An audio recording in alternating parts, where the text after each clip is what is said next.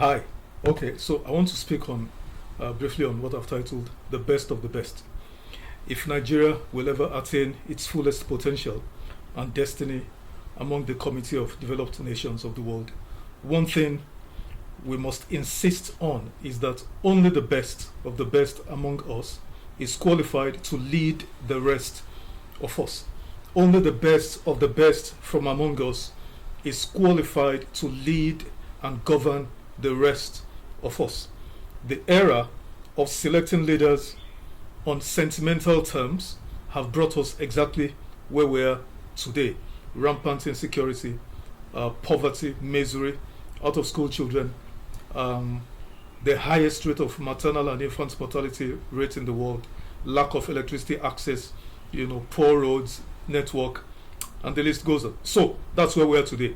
And what has brought us to this juncture over the decades is selecting leaders based on sentiments, and primordial ideas.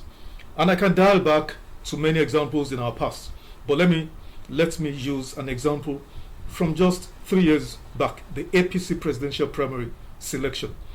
One of the former governors from one of the northern states, then 2022, decided to partner with his colleagues, to galvanize the northern region to select one of the presidential aspirants in the APC for the office of president. In his own words, not because this particular aspirant was the most qualified, but essentially, because of religious affiliations. Fast forward a few months in 2023, their man won and became president of Nigeria.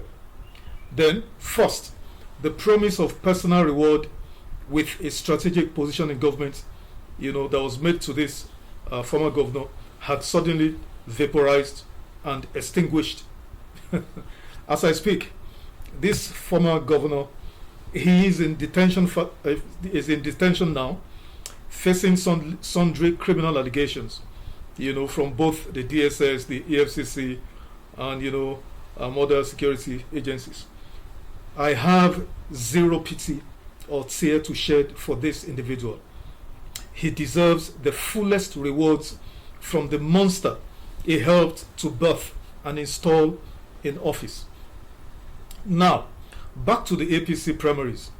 There was a vice president of 8 years who, by all objective parameters for measuring qualification for such high office of president, in that list of aspirants, there was a vice president among them.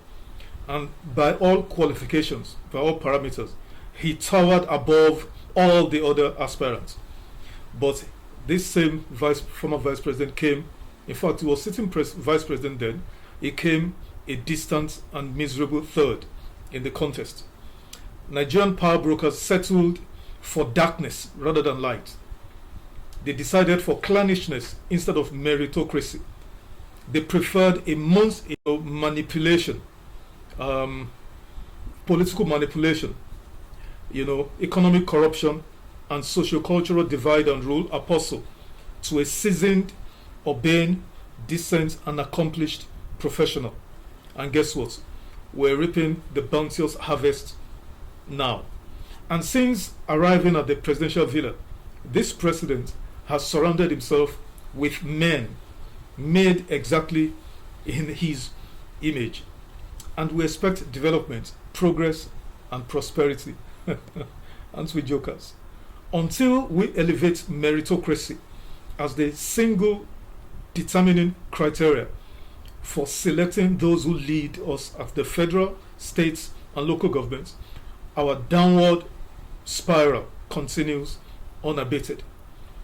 When the majority of Nigerian elites, that is, intellectuals, military establishments, religious, socio-cultural and traditional leaders, informed youths, and I did not mention politicians at all in the mix, when the list of Nigerian elite intellectuals, that is the academia, public intellectuals, journalists and the rest of them, military establishment, religious, socio-cultural and traditional leaders, and informed youths, when this decide, that, henceforth, only the best of the best from among us must lead the rest of us. That is when Nigeria, has begun the journey to real and genuine greatness. But as it is, the elites of Nigeria are still in love with and prefer the dregs of society: criminals, looters, bandits, terrorists, buffoons, idiots, and clowns, etc., to lead us. But where are they leading us? Definitely not to a haven of security, peace, development, and prosperity. The destination these are leading us is the same journey into the abyss we've been on since 2015 at the least.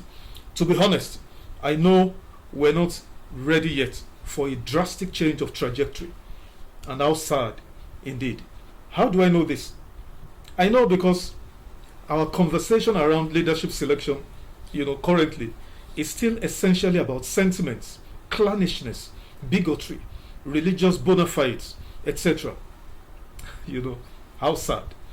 However, whenever we're ready to do the right thing, to change course, and behave like other advanced societies, we know exactly what to do. This video is out there as a guide, as a template or framework for what exactly we need to do.